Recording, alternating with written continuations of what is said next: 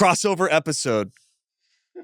Operation Med Spa and MSM at the same time. Those were my favorite when I was a kid. Right? Like when you would have Boy like Meets World. the TGIF, yes. And you would have like them like worlds colliding into different What was episodes. that? It was like a Boy Meets World and a Sabrina the Teenage Witch had Was an that episode. what it was? I don't know. But I do recall, like, whenever that would happen, I thought that was the coolest thing. Right. So That hopefully we're that cool that people think universe, this is the coolest it thing. exists in both. Yes, and. Well, we did have the episode where you joined and you stood in as Janelle. Whoa. I forgot about that. I didn't know. Where you had that, that honorary album cover that I made where you're just like, an Uncle Rico on the chair. I completely forgot that was from that episode. Yeah. Mm-hmm. Wonderful. Anyways, I digress. Okay. So crossover episode, kind of, but it makes a lot of sense that we would have this Rebecca in this conversation because today we're talking about retention strategies. And you and Janelle had a conversation from a operations standpoint on retention strategies, which this conversation is most often thought of as a just operations conversation.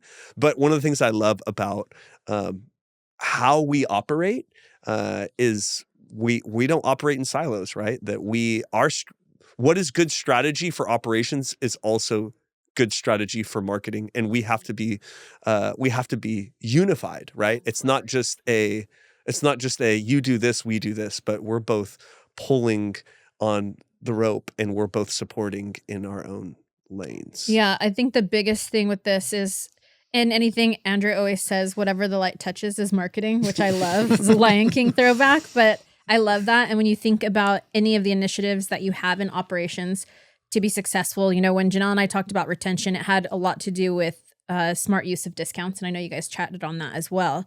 But it was in utilizing that for retention. But discussing that is so much bigger. And I think oftentimes we kind of get stuck in this rut that marketing is just paid ads, when marketing is so much more than just paid ads and so much more than just discounts.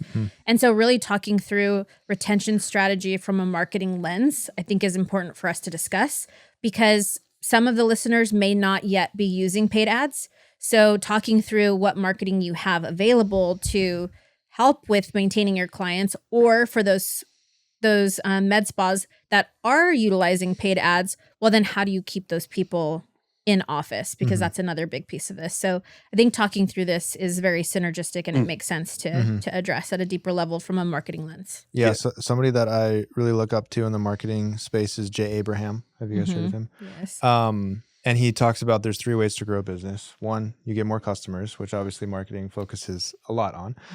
2, you get those customers to buy more quantity, or you get them to buy more frequently. And those are the 3 levers. Everything else is kind of a subset of those 3 levers. And what's interesting, it occurred to me is 2 of the 3, there's 2 of them that are for your current, what you have now. Right. And when you look at the med spa space, you've got, this is a real statistic, about 90% of the revenue comes from established patients because it's a retention game. So if you're spending all of your budget on getting new patients, as you know, you should, a significant portion of your budget on new patients, but neglect completely the established patients, you're neglecting 90% of the leverage that you have as marketers. And you're right, it's not fully just operational. It should be marketing, everything the light touches, right? So how can we support in that? Yeah, Mitch, I feel like you can speak to what it has been like perhaps early on and now where you're at with the excitement of getting new patients. And I remember like us tracking like as KPIs, like new patients, which is still important. But understanding the statistics, the scope, 90% is how you are treating your current patients, how you are increasing frequency or providing, thinking about combo therapies or thinking about ways to stack services and ways to, cross-sell, all of these different strategies.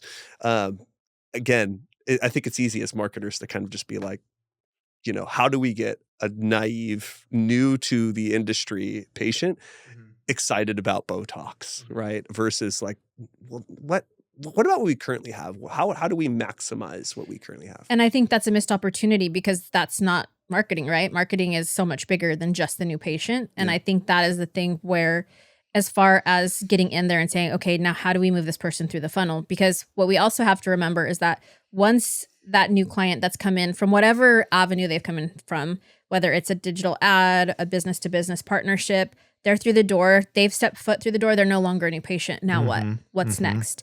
And so I know that I heard Mitchell recently discussing lifetime value. Well, that's a big piece too. So while it is on the clinic and it's going to require some sales tactics, some consultation, there is also still a marketing piece, which is how do you move that patient through the funnel? Yeah. And we've talked about this statistic before. Try to say statistic.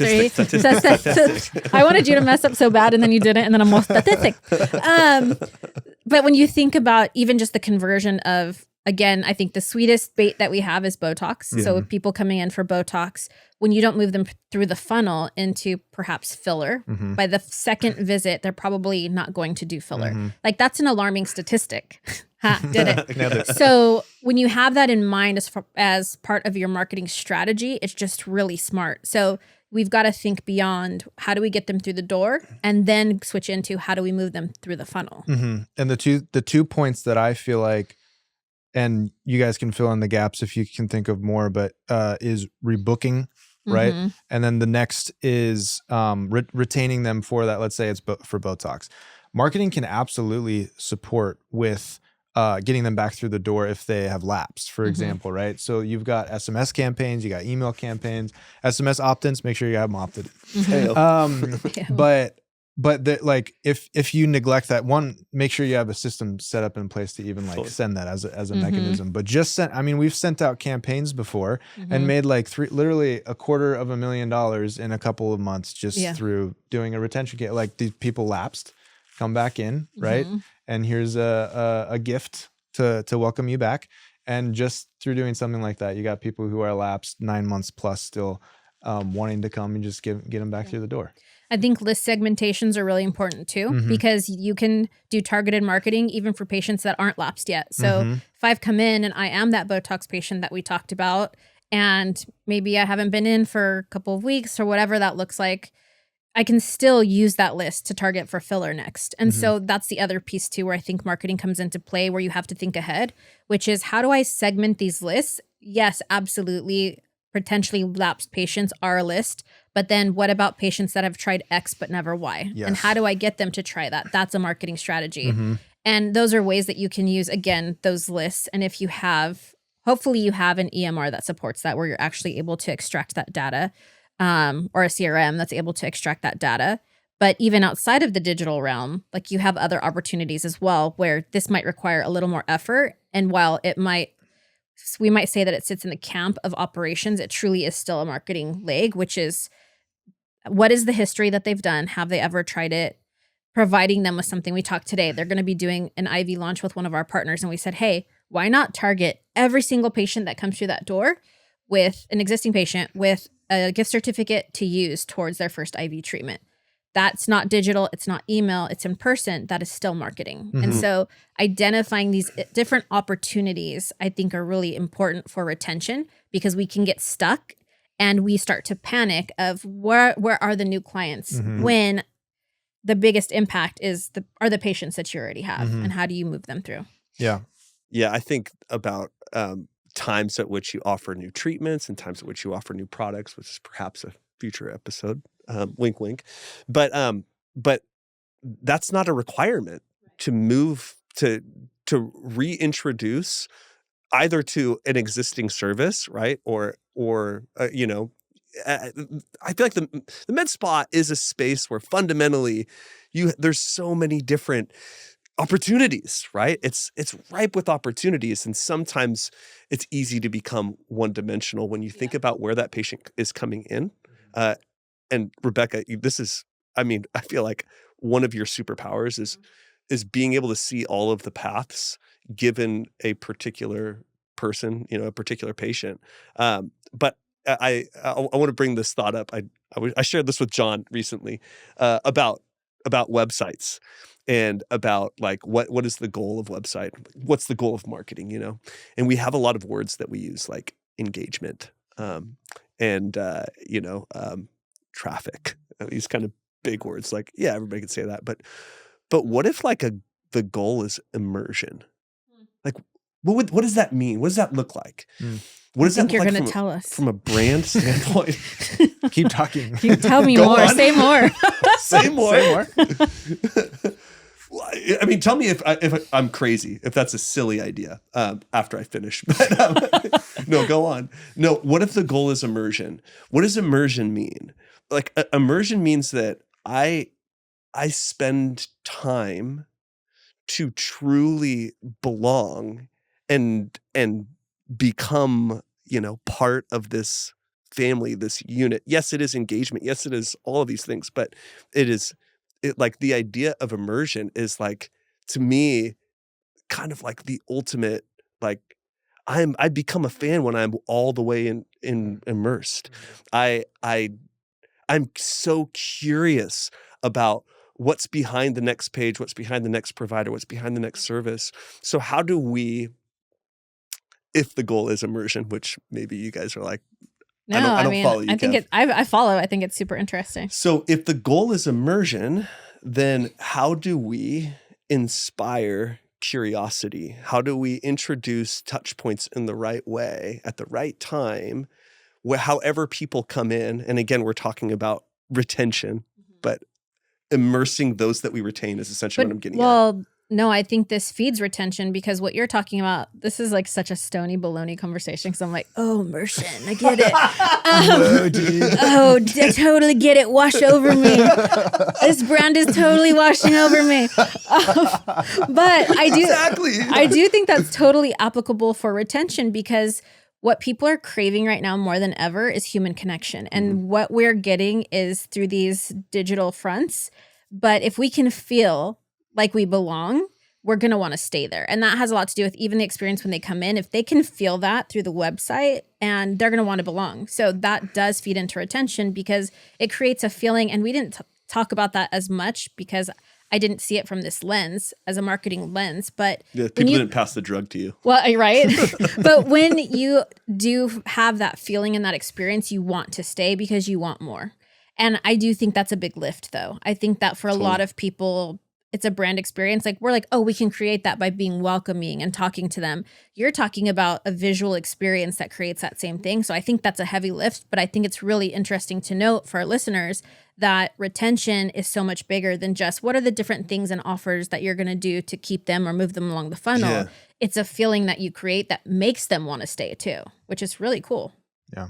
Did I understand that correctly? I mean, you said it way better than I did. But yeah, I mean, articulation. I think immersion, like you're saying, it insinuates a staying.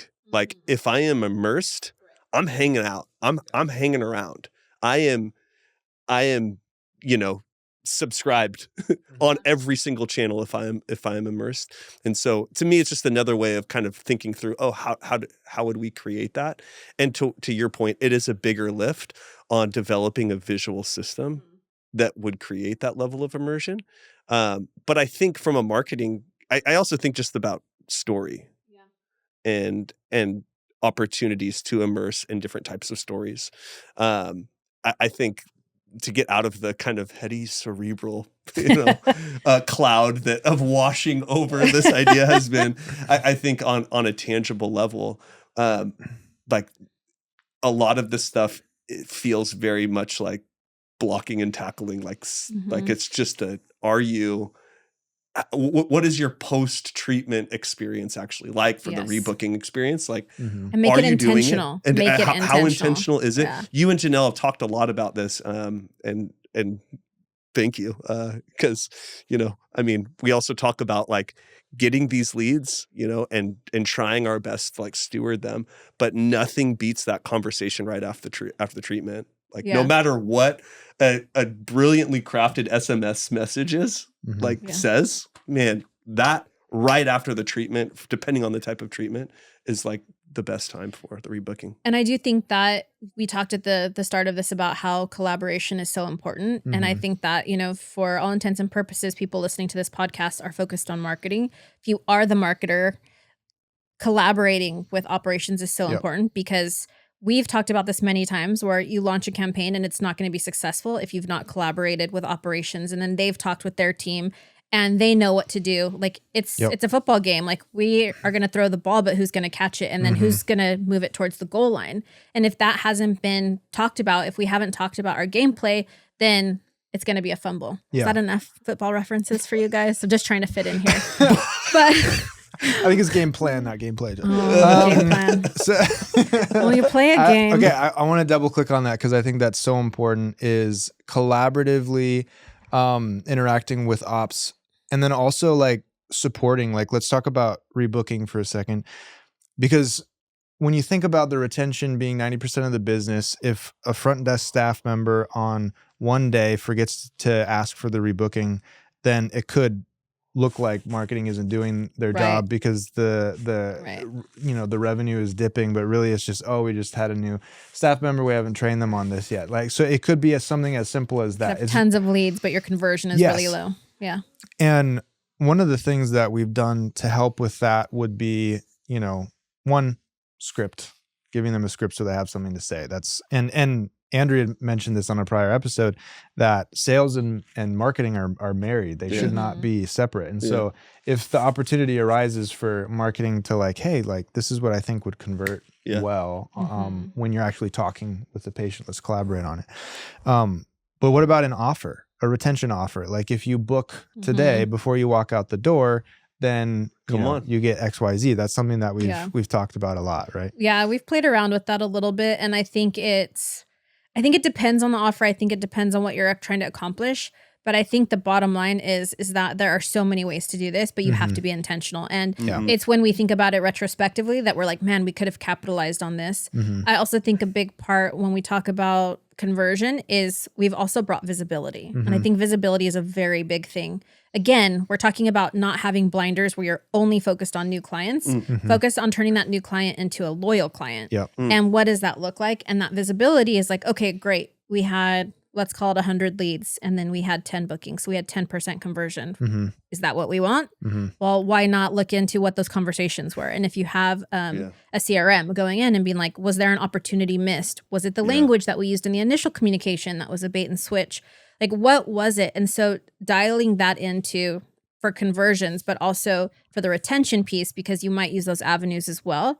I do think that having that visibility into that is really important. But like, I think I'm going to sound redundant in coming back to this, but when it comes to retention, like there is just so much to be earned and made there beyond the new client. New client is important, but it's more about what do we do with them from there? Because that new client that comes in for whatever that offer is not ever as valuable as the patient that you retain, and moving them along, creating segments, right? Like, this is for lapsed patients, and so we're going to target them. This is for patients who have never tried this, so we're moving them through the funnel. Here's how we're going to address it in clinic as staff members. And so really looking at it with intention as a full picture versus just Well, and reactive. also as we land the plane here, like that not only are we all doing this together, right, but celebrate the wins of not just the tracking, but of the high rebooking rates of the retention. If retention is 90% the gain, it's not to say we don't celebrate the wins of new patients, but that we should be really celebrating all of the efforts, all of the strategies for keeping these engaged, immersed patients coming back through the door. At the end of the day, these are transformational services and treatments, some of them more permanent than others, but it is our all collective goal to create these homes that people can belong to.